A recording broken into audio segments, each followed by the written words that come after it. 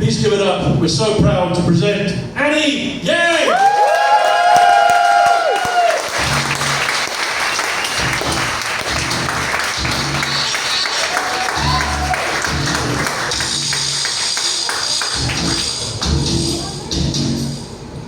All right, people, make some noise! Let's go. Before I start, I just want to say, for you who don't know, American Club is technically the U.S. soil. Yeah, so I can say I have my special in the United States. Minus the possibility of having an active shooters. Yeah, the possibility is low but never zero. Any American in the room? Yeah! America! Your country has been in the news a lot, hey? There's one thing that is still funny to me about the US is if you know, do you guys follow the Olympic Games 2 years ago, like last year? I don't know if you know this, but like in that Olympic Games, the US lost in a shooting competition. And I was like, reading all this, I was like, oh my god, how, why? Well, I guess, you know, they do prefer moving targets. I'm testing the waters here because you know? Because if you think that joke's fucked up, man, you're gonna have a long night. And before that, Amal, oh, so you are the reason why my dad's hands are so sticky. You're welcome. I'm kidding. I don't know my dad. Probably go with some random Indonesian man. But yeah, I'm Annie. Make some noise if you've seen me before and know my comedy. Make some noise if you've never seen me before. Buckle up. And I'm just gonna say, no refunds. No refunds. I'm Chinese Indonesian. Grew up here in Jakarta, and I feel like growing up Asian is a little bit challenging, especially when it comes to sex education. Because there's no such thing as sex education here. Here in Asia, we don't talk about sex. We just do. Why do you think there's so many of us?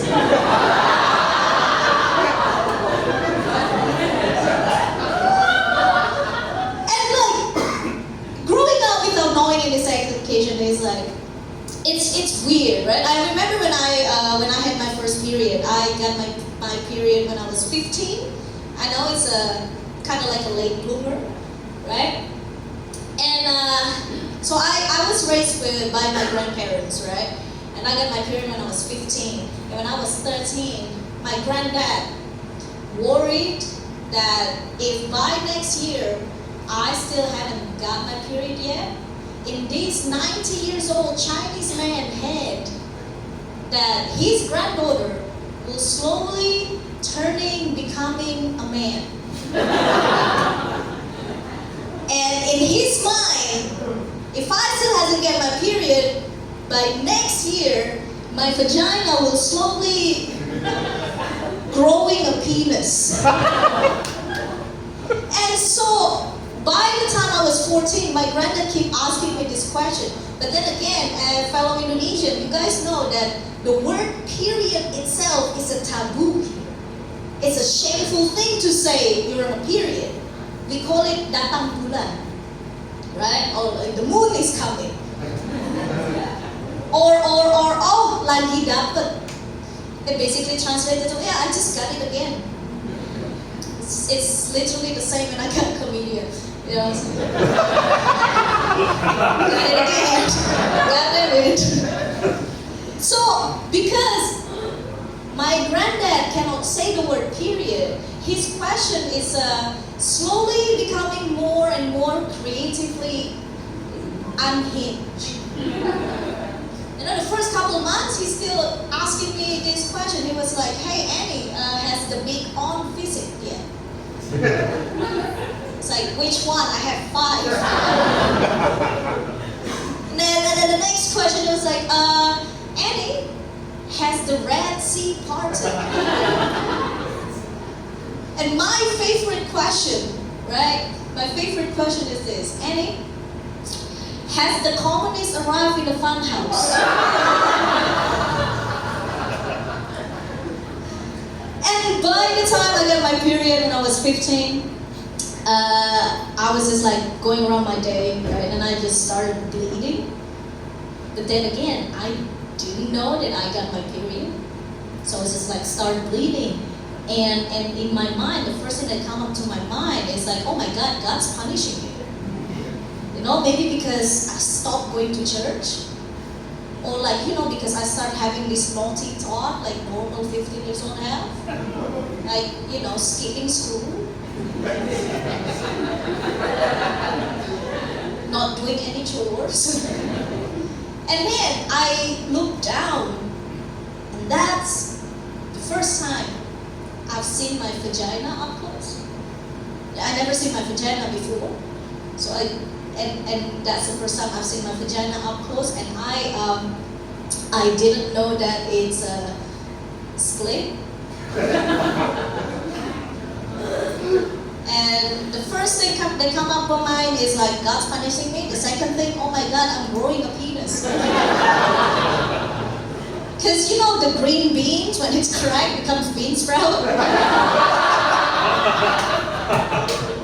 That's what's in my mind, right? Then I went to my grandma. I was like, Grandma, I'm bleeding. And my grandma was like, oh yeah, your moon is coming. And just tossed me a pad without telling me how to use it. And because no one tells me about how to use the pads, I had to do like trial by fire. Ladies, you know the pads, there's a sticky part of the pad. Yeah, I put it backwards. I put the glue sticky part on my vagina. Because I thought I was supposed to like, you know, glue my vagina shut. Oh man, but yeah. I'm a firstborn daughter in my family. Any firstborn in the room? That's the sound of a firstborn. Just like completely done with life. It's like, yeah, here I am. You're your firstborn? How many siblings do you have, sir? Two. Do you like any of your siblings? You can be honest, you're not here. When you have to.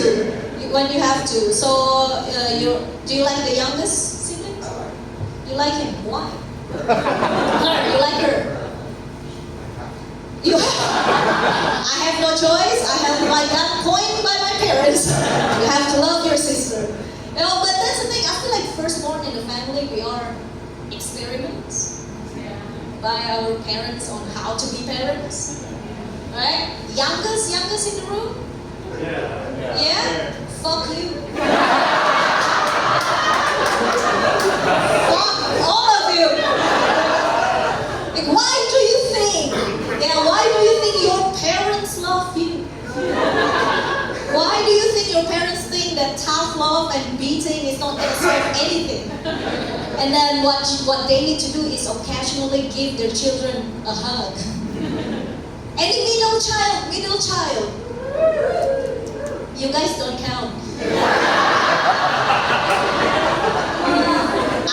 I'm sorry to say your parents forgot about you. You go home one day, hi mom, your mom's like, who the fuck are you? What are you doing in my house? I feel like, because I was raised both culture, right? Chinese, Indonesian. And there's this one tradition, Chinese tradition, that I feel like it's shared among like any other Asian country. In Chinese, we call it Zhuazhou, which is like the first catch of the week. It's where when the kid having their first birthday, the parents will put all the items in front of them, right? And then whatever the baby choose, they will foresee the future, right? And I remember my first catch of the week. You know, my grandparents put these books in order for me to become a scholar. Money, rich, ruler, lawyer, right? But even when I was like tiny little 1 year old baby, I refused to pick any path and I want to choose my own path. So I just crawled around the room and I stopped right in front of this open closet and I look up. There's this one thing that caught my eye. It's a wire coat hanger. Yep. Yeah, when I look up and I was like, we meet again.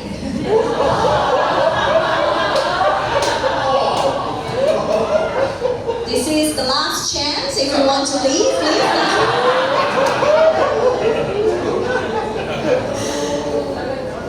Don't, you bought the ticket.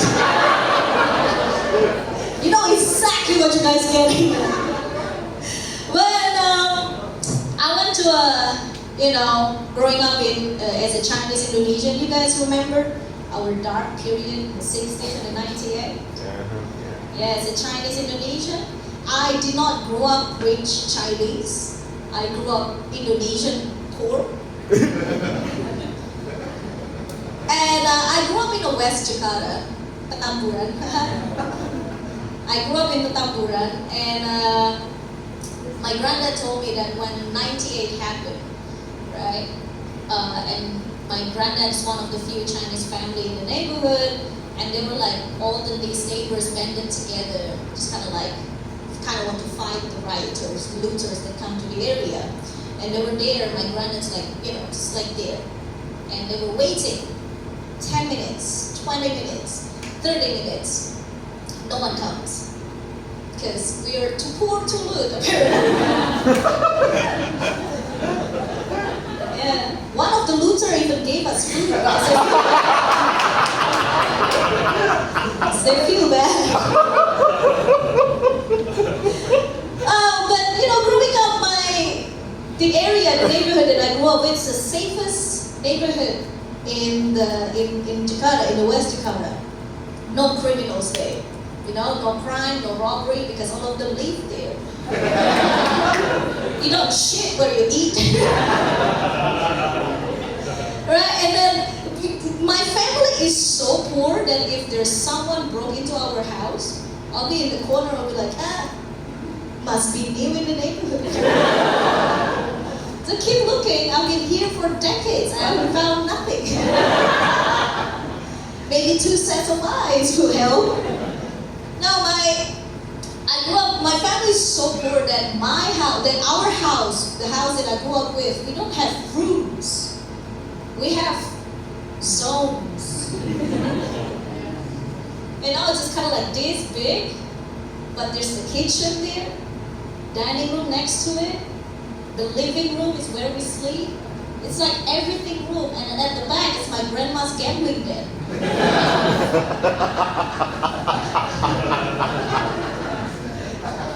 And there's this, every time so it's like 7 of us in the same house, right? In the same zone, everything room. My favorite place, my favorite spot to sleep is right in front of the fridge, because we don't have AC. And sometimes I feel really hot, so I will just open the fridge door just to let the cool air out. And I know what you're thinking, Annie, wouldn't the food go bad? Relax, we have no food. Last time I went home, that fridge is now a shelf.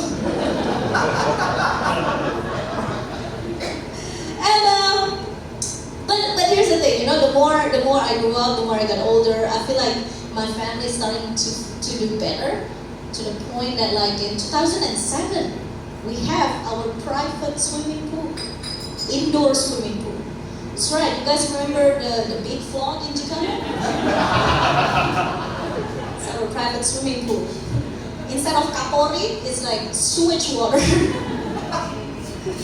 And I went to a public school when I was in middle school to high school. I went to public school. I didn't get bullied, surprising. Well, I even got a cute nickname. So in high school, my friend just one day started calling me Mochi. It's a cute nickname, and I don't even ask them why they calling me mochi. I didn't like, it's like, it just sounds nice, so I just go with it. Until graduation day, I asked one of my friends, so hey, yeah, I've been curious, why are you guys calling me mochi? It sounds cute, I just want to know the origin. And my friend, without missing a beat, replied with, oh yeah, mochi, monyet Cina. Chinese monkey. Yeah, so you've been telling me for 3 years. I've been answering for Chinese monkey. Like it's my goddamn name. And I didn't know how it started at first, but then I kind of like think about it, I thought about it. I think I figured out why they're calling me Chinese monkey or why they're giving me names. Because one time in high school, when it's like Friday, right? All the male students go to Friday prayer. All the female students, we just bored, and one of my friends decided to play Ouija board. What? Yeah, jelangkung. It's cool. I don't know if you know this, but spirit possession is a thing here in Indonesia. And then we just challenge ourselves to call forth the spirit, because we are bored. So my friend was like, let's play Ouija board, let's call this spirit. But no one's dared to be the medium. No one's daring enough, no one's brave enough to start the seance. So they look at me, they're like, Annie, you be the medium. It's like, why? Oh, so if things goes wrong, we can always blame the Chinese. Right, and it started like in a circle. And I was, in my head, I was like, this is the perfect time to mess with it. Right? So we form a circle. I say, hey, don't break the circle, or else something's bad gonna happen. Right? I was like trying to be the medium. But here's the thing, the only seance I know is from horror movie. And in every horror movie, they always use Latin for some goddamn reason. And I don't know any Latin, so I just chant Latins that I know. So I just started like moving around. I was like, Femi Fidi Fici, etc. Lorem ipsum dolot.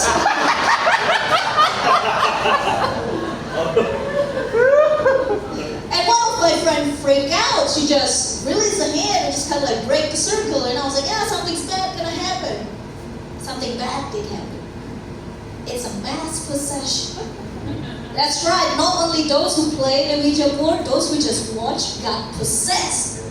Every single one, except me. And I'm still very angry thinking about it. Because why? Are ghosts also racist in Indonesia? Why you don't possess the Chinese kid in class? That makes me thinking that there is this like a ghost commander somewhere. Right? Kind of distribute the ghosts. They were like, you possess that one, you possess that one, you possess that Chinese at the back. And the ghost was like, that Chinese kid? Nah. What if she ate pork?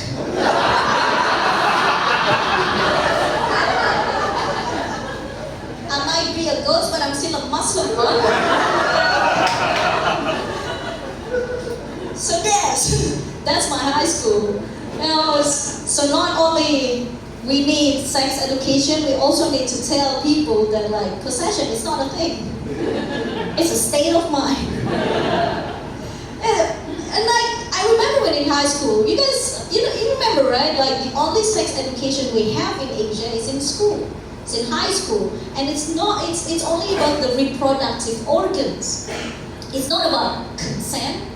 It's not about safety. They don't teach you what to do if your partner really into feet. They don't. They all remember the textbook, in the biology textbook. There's like this reproductive organ, the woman and the man. You see all these like fallopian tubes. You urethra, uterus, and all. Do you know that where the womb should be in a woman, in man, is just empty space? Yeah, that's where they store all the audacity.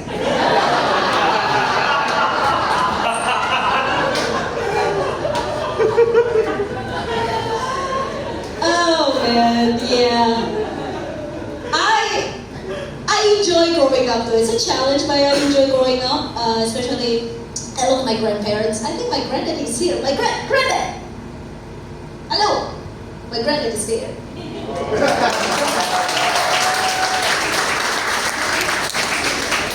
My granddad always come to my special in Jakarta.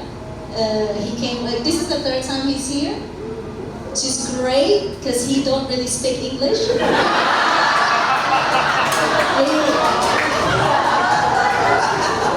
I will tell you why it's great, okay?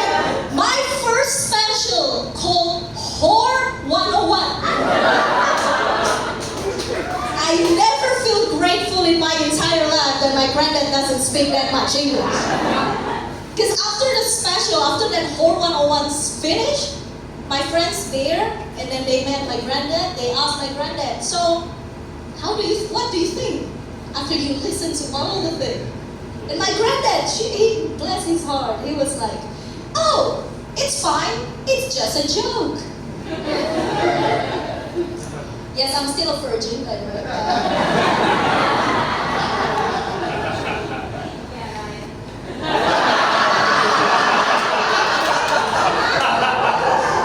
Let me talk to you now. What's your name? What's your name? Tata. There's so much judgment in that. So much judgment in that. Yeah, right. Yeah, right. This is your husband, right? How long have you been married? 3 months? Is this like you guys get married because you want to or you have to?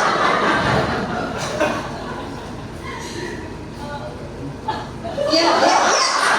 I'm still talking to you. You want to. Do you want to have kids? Are you planning to have kids? Oh wow, I don't want kids. In this economy? Having kids in this economy? Like, come on. And I feel like the reason, because here's the thing, my mom keep pressuring me to have babies now. Especially after she found out that my boyfriend is white. She was like, hey, just give me my grandbaby now. My mom wants her grandchild to have blue eyes, blonde hair, fair skin. And I was like, okay, Hitler, calm down.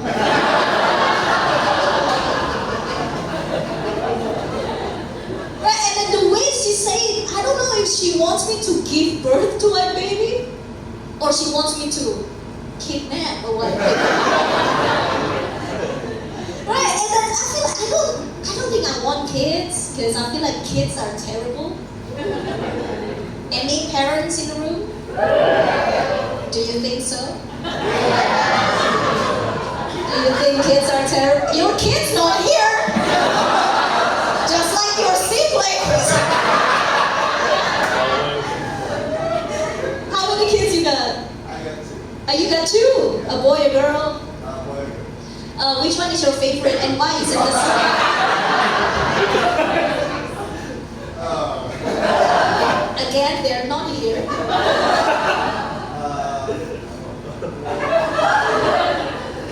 My first son is disabled. I will not make fun of you again.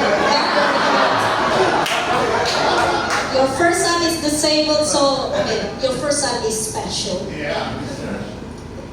Do you enjoy? No, that's that.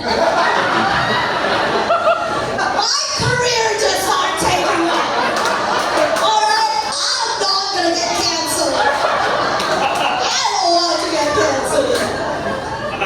But again, he's not here, so we can make fun of him. Oh man, but I don't think I want kids. I feel like kids are terrible because they have no self-awareness. They have no survival instinct. And most importantly, if you don't know, kids are the main reason of pedophile. Oh my God. Oh my God.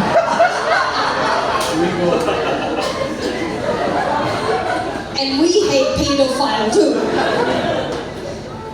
You know, I tried this bit a couple of weeks ago in Bali, and after the show, there's this man come up to me. He was like, "Andy, I don't like your set. You're a woman, but you're so vulgar. You're so comfortably talking about pedophilia on stage." I was like, "Man, you know who's offended by pedophile jokes?"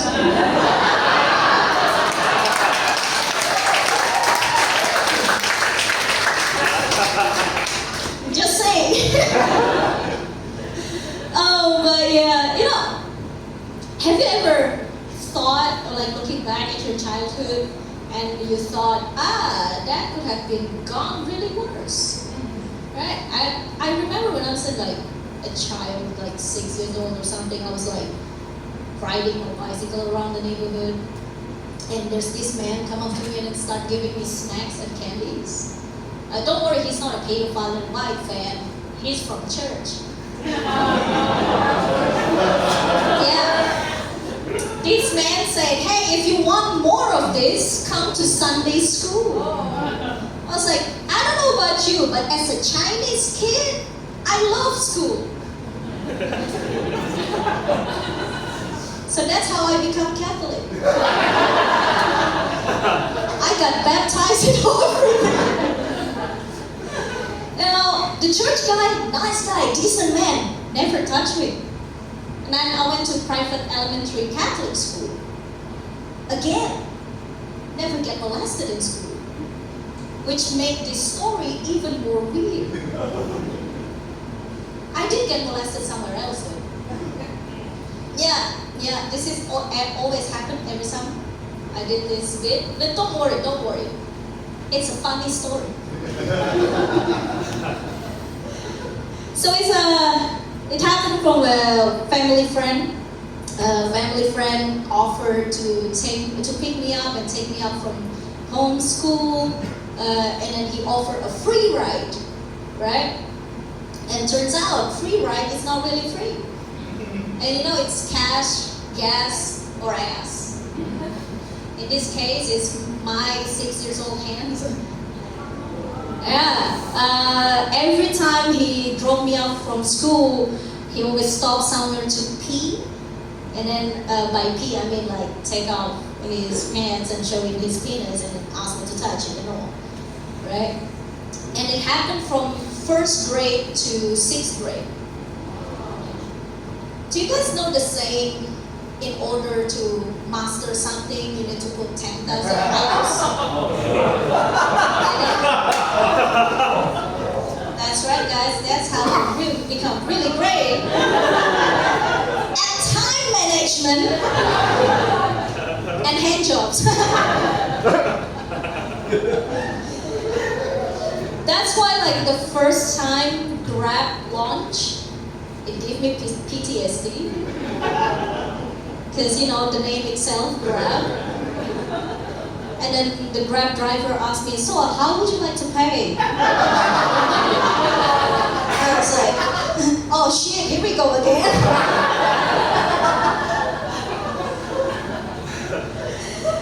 Man, I'm just glad some of you enjoyed that joke. Some of you enjoyed that joke more, which is like concerning. But okay. And you know, I'm fine with it. I'm fine talking about it now because, you know, he's dead. So I will. And my therapist told me to tell my story. She didn't tell me to whom though, so it's all on you. It's all on you.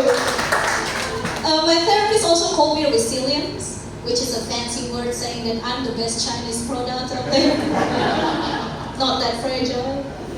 You know, like I never tell this story to my family because, like, you know, my grandparents, my granddad, you know now. My grandparents, you it's suffering enough, raising me up. And I could have tell my mom, but I wouldn't because my mom is a difficult woman. This is how difficult she is to deal with. She is also like a crazy, psychotic bitch. Just to preface this whole thing about my mom told me one time, she was like, hey, I abandoned your sister and brother too, but why are you the best outcome? And I was like, therapy. And my mom, I'm very low contact with my mom, right? Very low contact with my mom. But for some goddamn reason, this woman always find me wherever. And she found my house in Bali without me telling her where I live. Yeah, it's crazy, right? You know the craziest part is one time I just come back from work and I arrived at my house. I tried my house key. It didn't work.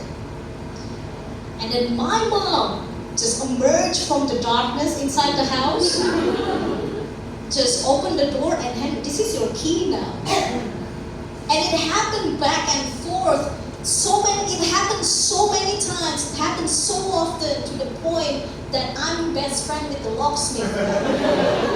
There's this one point my locksmith messaged me, hey, you haven't changed your lock in a month. What happened?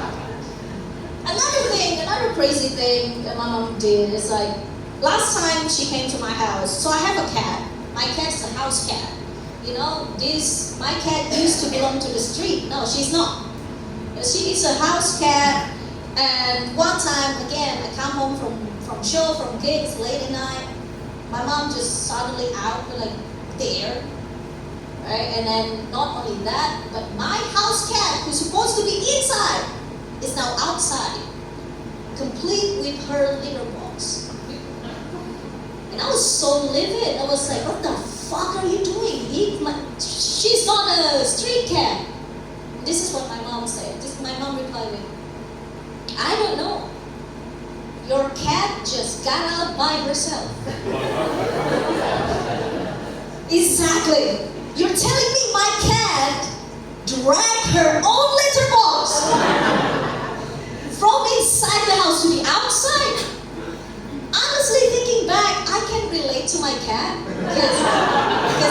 Because if I were a cat, I was like, yeah, fuck this bitch.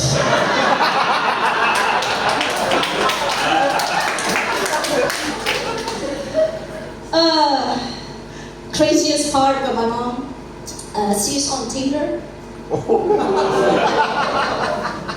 She is on Tinder. And I get it though. My mom had me young, and then she's trying to live her life through me. But like, bitch, be a bitch in your own place, And she started on joining Tinder because after she found out I got white boys on Tinder, she wanted that as well. And my mom always forward me the dick pics that she got. Like it's some sort of a curse chain SMS back in 2000. Like if you don't share this to 10 of your closest friends, you'll never get true love. And I don't know if this is weird because not only she forwarded me these dick pics, there's one dick pics that like I don't know you guys that I've seen before. Let me try to remember. No, we don't share dicks. No, it's fine. You don't need to apologize. What are you, Canadian? But yeah, she forwarded me these dick pics. And not only that, she also tell me about all her sex life. She's trying to be this cool mom, right? But in order to be a cool mom, you need to be a mother first. Right? And she told me, she was like, oh yeah, I just have sex with this 20 years old man. And I don't know, like younger men has so much stamina, so much energy. And I was like, no, calm down. Calm down. Is this your first time being a whore? Like, at least keep it like classy, alright? And also, does that 20 years old man has a dad? Because I need one. And she just, Indonesian men are circumcised, right? But do you guys know that there is, if there's this circumcision clinics and there's a hospital. If the parents are rich, they bring these kids to the hospital. If they don't, they bring it to the clinic. Where the one who performs circumcision is not even a doctor. Right? It's just a witch doctor. And they just, and Indonesian got circumcised not when they're babies. No, when they're like 7, 10, that age. Exactly, they feel pain. Especially because in that clinic, they don't put anesthesia. They just snip it with a bamboo. Yeah. And I don't know if you know that there are some clinics that offer on how you want to get stitched back up. They have design. A jengger ayam, the rooster thingy, or like a dragon. The reason why I say this because there's one dick pic, and I saw the picture. And I was like, what happened to this man? Is he okay?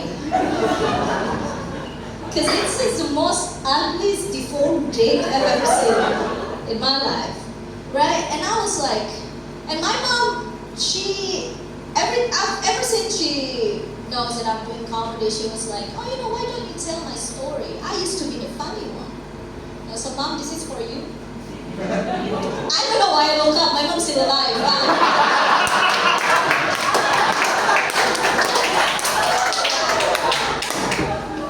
I just wish my mom stopped giving me the dick pic she got because I don't have 10 close friends to forward it up. And that's about my mom. With my sister, oh my God, my sister tried to kill me one time. Oh my God. Oh yeah, it's a true story. My sister tried to kill me, and I'm not saying she's so entitled and pretentious. It's killing me. No, it's more of a she punched me and choked me to death. And I don't know if you ever experienced a near death, but at that time, when my life flashes in front of me, I realized one thing. I like being choked.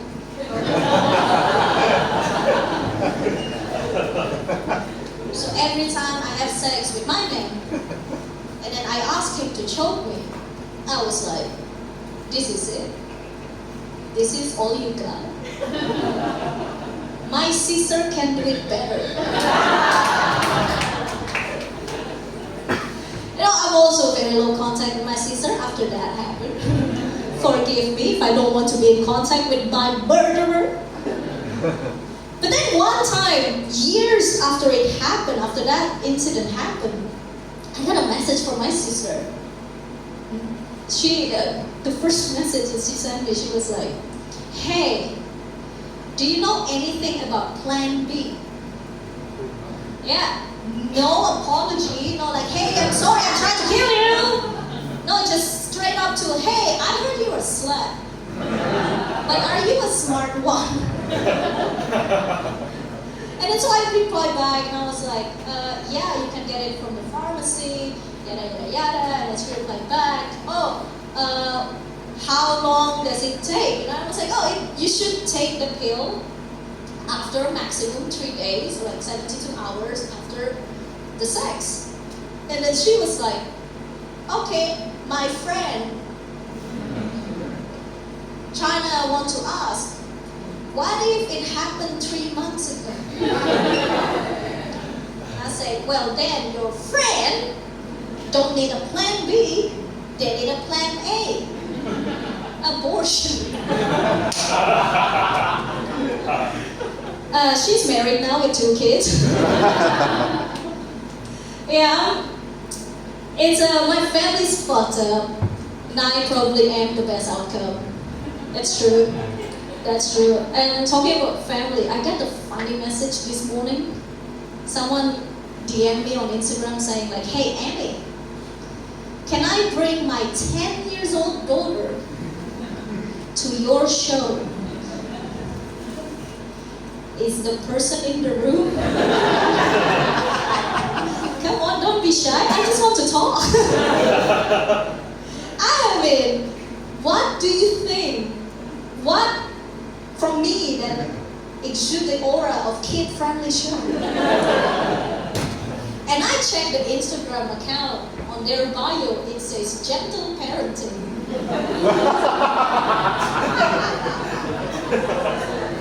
What the fuck?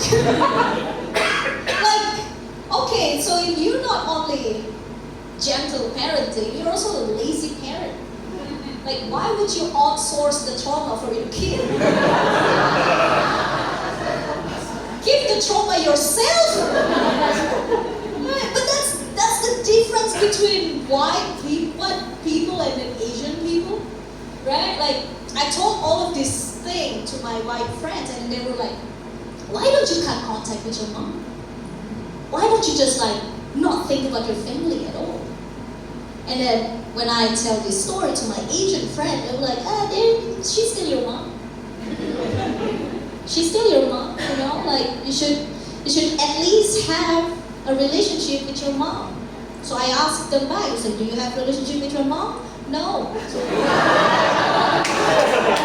Then what is this bullshit?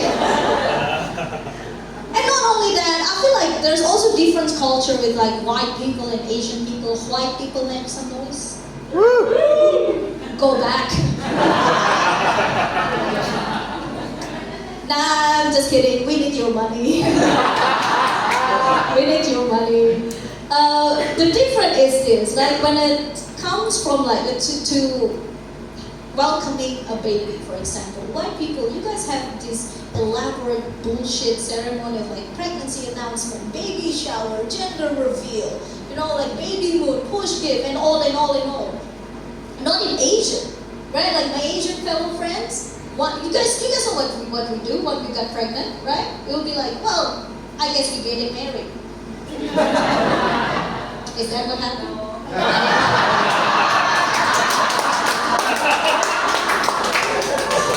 You're like, I should get married before it starts showing.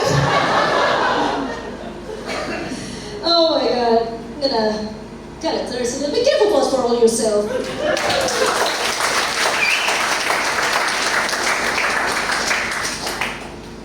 You know, my ex told me one time that the pros and cons of dating me is simultaneously my mouth.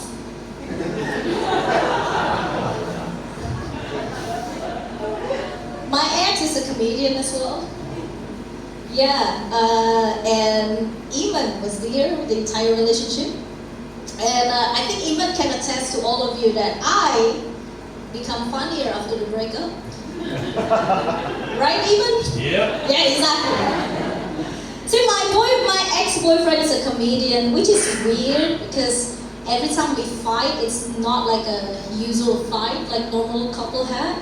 We'll be like, oh, he will always like, oh, you stole my jokes. You stole my punchline. And I was like, what? You stole my youth? We have like 12 years like apart, right? 12 years. I was in my early 20s and he was close to my uncle's age. And then we were doing long distance, we always fight. And turns out he's been accusing me of cheating on him so many times. But one day I found out accidentally that he's the one who's been cheating on me the entire relationship. We were seeing each other in Malaysia, I think. And I saw his phone was like out there. He was in a shower, and I accidentally saw the notification, and I just opened his phone. He never let me touch his phone. It's a bunch of notification, right? And I was like, fucking hell, this man cheating on me. using my own data.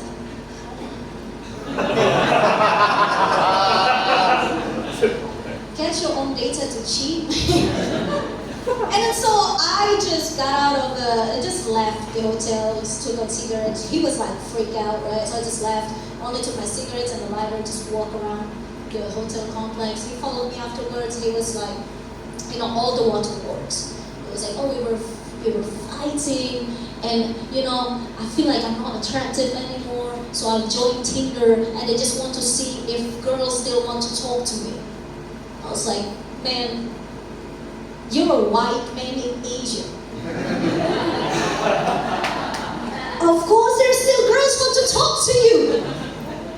And not only that, every time we had a show together somewhere, he always told me to not joke around, to not do anything weird, not to say anything weird, and don't forget who brings you to comedy. That's what he's saying every time we fight. And then we finally broke up. But another thing that is difficult after the breakup is because we sometimes have this writing session together. So basically kind of like a divorced couple, but instead of custody of kids, it's a custody of jokes. We even went to court for it. And the judge was like, Miss Annie Yang, how do you know this is your jokes? Oh, because it's funny, Your Honor.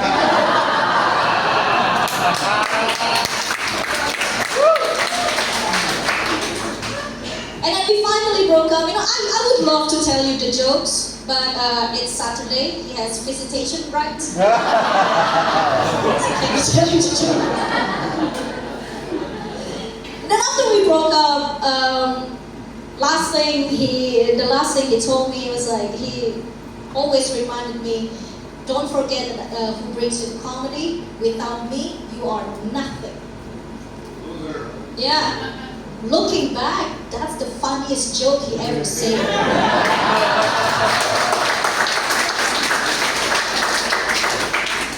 And I've already told you about my past relationship. I'm in a relationship now, it's been 3 years. Woo! It's crazy. My boyfriend, compared to my ex, such a healthy relationship. It's been 3 years, we haven't even had a fight yet. We have like disagreement, but not a fight.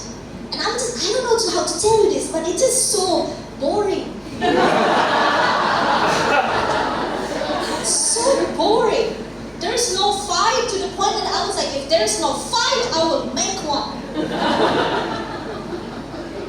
So I went on Shopee and I bought new pair of earrings and an underwear without telling him, and just planted it in the house. Oh my. So one time I got home and then I was like, what is this? Who you been fucking behind my back? And then he was like, babe, calm down. That's yours. You bought it with my account.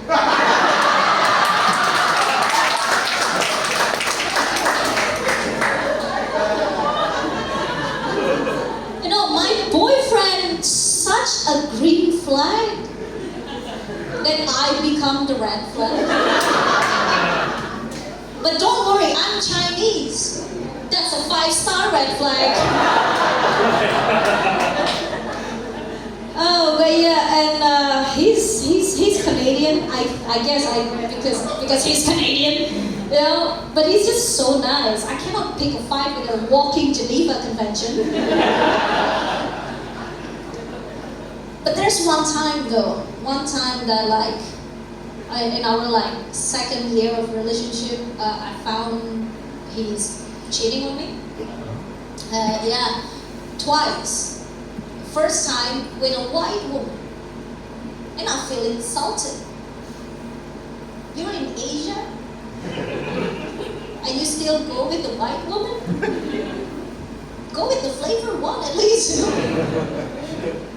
And then the second time I got home, he was in the shower with a brown girl in the bathroom. And seeing that, I was like, This is what I'm talking about.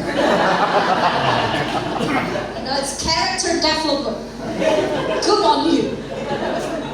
But no, I was also angry. I was like, how could you? How could you be naked in the shower? And then he just replied with, well, we need to be naked in the shower, no? I'm so angry because that makes sense. You don't shower with your clothes on, so you just close the door and say, have a good shower. And then I woke up.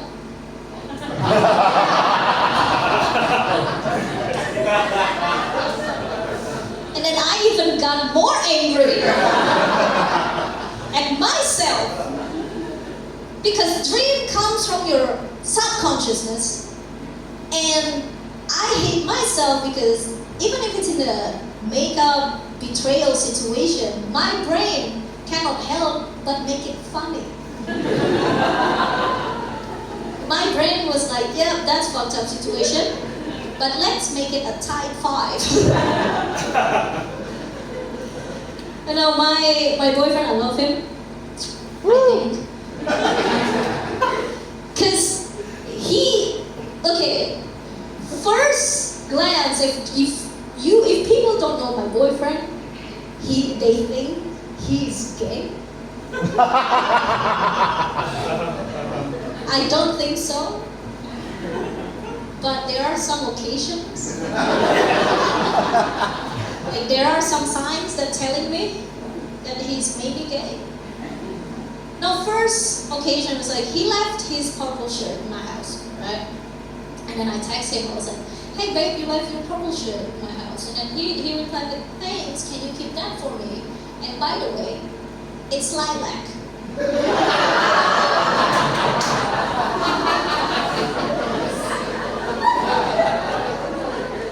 That's the first strike.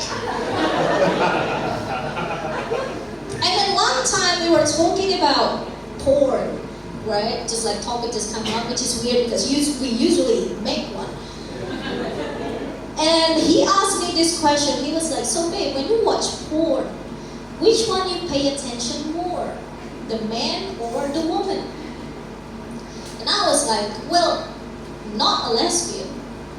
I might look like one. So of course I pay attention more to the man, but I would appreciate if the girl is also good looking, like attractive, right? But I pay more attention to the man. And then he replied, same.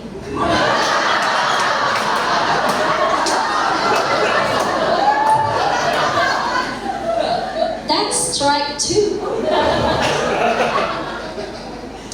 Last strike, we were having sex, and then I was kind of like, I enjoy dirty talk here and there in bed because it's sexy, you know. So I was just kind of like whisper in his ear. I was like, oh babe, I love your dick so much. And he replied, I love your dick too.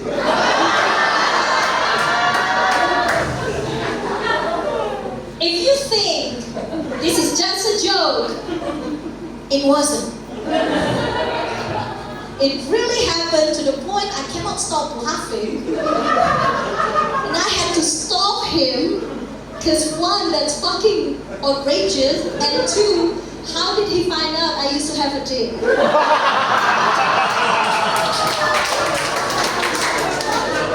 See, I'm telling you, it's the beer sprout, man. Delay period.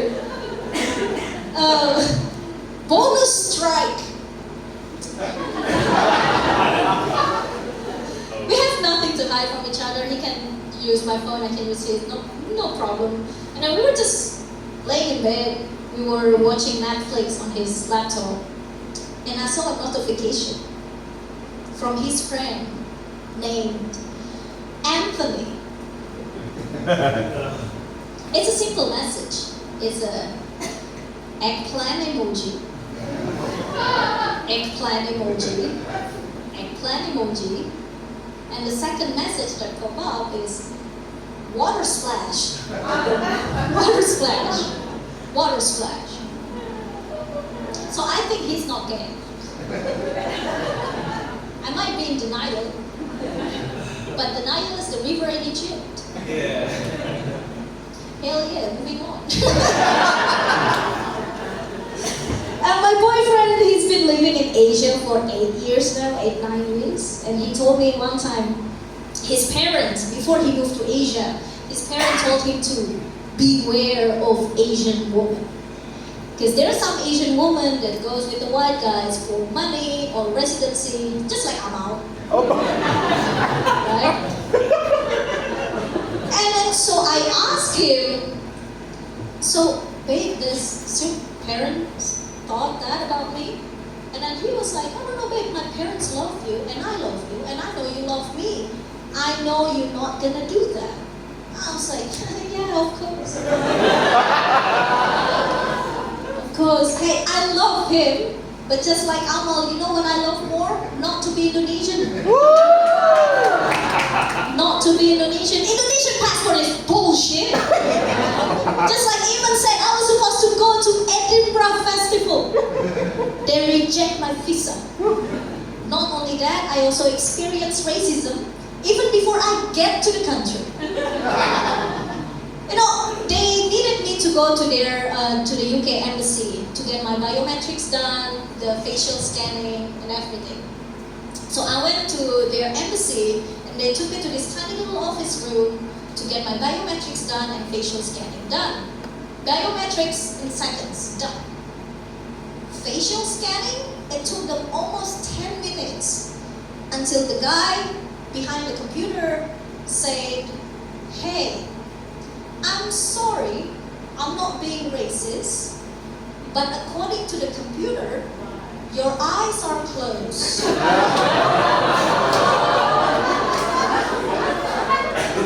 Can you open it up? So there's gonna be somewhere in the UK embassy database, my face, my eyes trying so hard to open my eyes in this fucking camera. And then after that, days later, I got an email saying like, hey, despite of the letter from the sponsorship and the Ministry of Tourism of Indonesia, we are still afraid you're not gonna come back to your own country after the festival over. Why would I stay in the UK? All of them are here.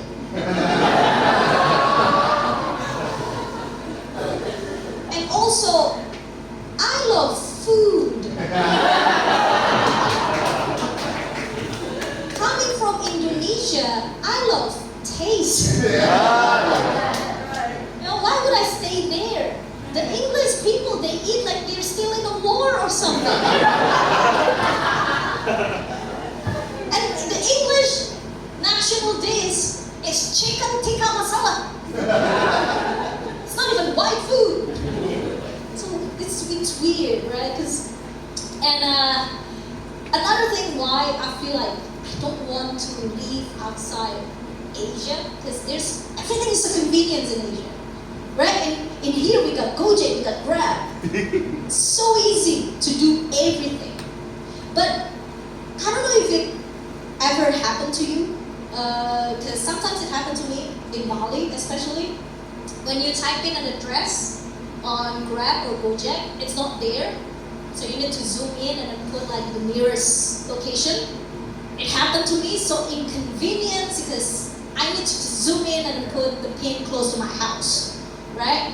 And then so I was like, Annie, you can work smart on this. So I did. I put my home address on Google Maps. That's right. It's so convenient. I can just type in my house name. It's there. It works amazing until I found out that my house got ratings and reviews.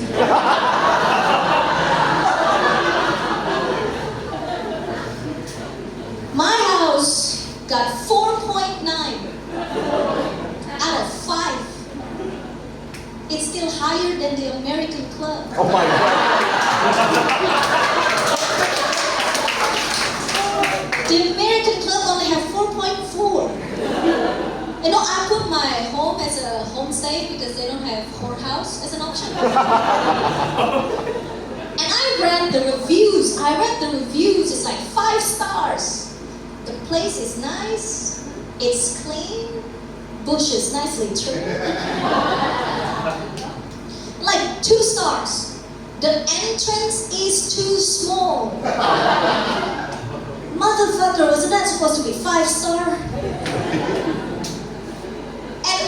And because of this, every month I got an email from Google about a performance report of my house. I just got the report today. Turns out my house has been visited 397 times. Super busy on the weekend. You know, minimum time spent in the venue, 5 minutes. And because of this, one thing that scared me happened. A couple weeks ago, there was this 2 buses full of Chinese tourists parked right in front of my house. All of them wearing the same shirt. There's this guy wearing a hat, holding a flag. He was like, if you look at your left, this is what happened if the Chinese moved to Indonesia. There's a Chinese uncle taking a photo of my house with a big fucking camera. You know, this is gonna be a weird segue, but it will make sense in a bit. And people say men are dumb. I don't think so. I feel like men, you found a perfect strategy to get what you want, especially in bed. No, I cannot speak on behalf of every ladies in this room, but when I have sex with my man, I come, he still hasn't come, I'll be offended to them. I'll be like, what the fuck is wrong with you? And man, you'll be like, oh babe, calm down. I can only come if you give me a blowjob. No, I can only come if we do anal. Or put on your high school uniform. And it happened to me and my boyfriend a week ago. We were having sex. In the middle of sex, I come, he still hasn't come. So I stopped him, I turned around and I was like, okay, you sick fuck, what do you want? Blowjob, anal, I can put on my high school uniform now. And then he just looked at me so lovingly. He was like, babe, calm down. I can only come if this Chinese tourists leave your house.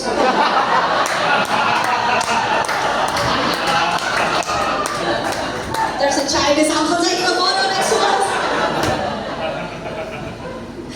Oh man, but like, you know, 2 weeks ago was my birthday. Woo! Thank you. Which is great, because like I'm pushing 30 and I want to start living healthy. I need to start taking health seriously. I start drinking less alcohol because I feel like alcohol start affecting me physically now. Because every time I drink alcohol, my legs spread.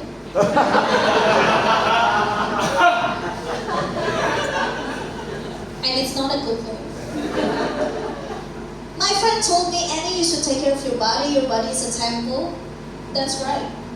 Everyone's welcome. And just like all temples in Bali, I charge more for foreigners. You know, I'm so glad that, like, you know, I'm in therapy right now. If you're in therapy, make some noise. Okay. If you're mentally unstable, make some noise. You need to go to therapy, motherfucker. What are you doing here? But yeah, I'm in therapy, which is good because I was I'm struggling with depression, right? No, not really. Saying I'm struggling with depression implying that I'm really bad at it, which is in fact I'm really great at being depressed. And I tried to kill myself twice, back in 2014 and 2019. And looking back, I was like, I tried to kill myself every 5 years. So it's like Indonesia presidential election. I mean, on 2024 last year, I didn't have the thought.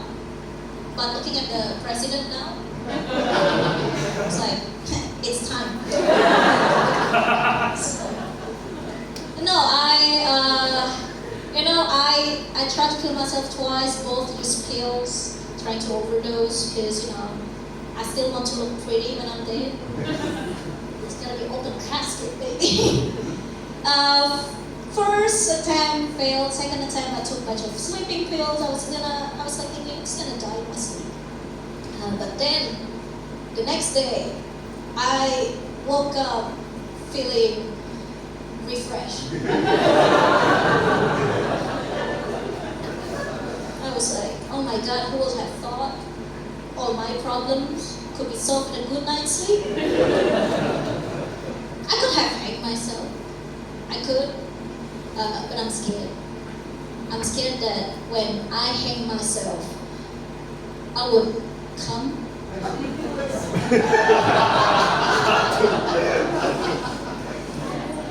What would have written on my tombstone? Here lies Annie Yang.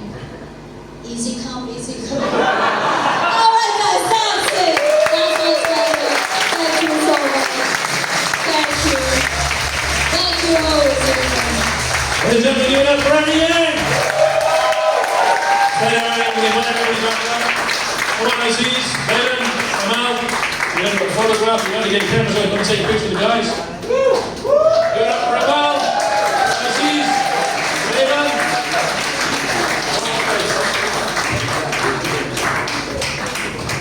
One more time, please, everybody. Follow your acts this evening. And a magnificent job.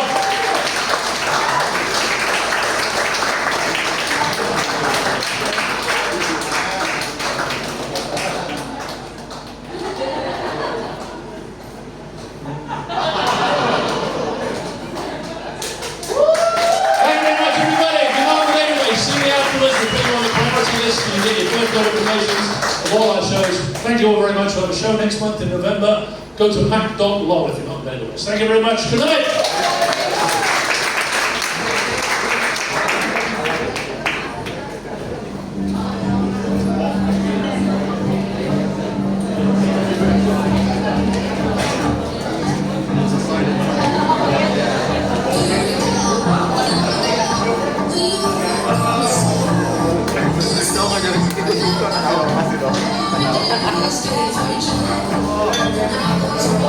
Thank you, yeah.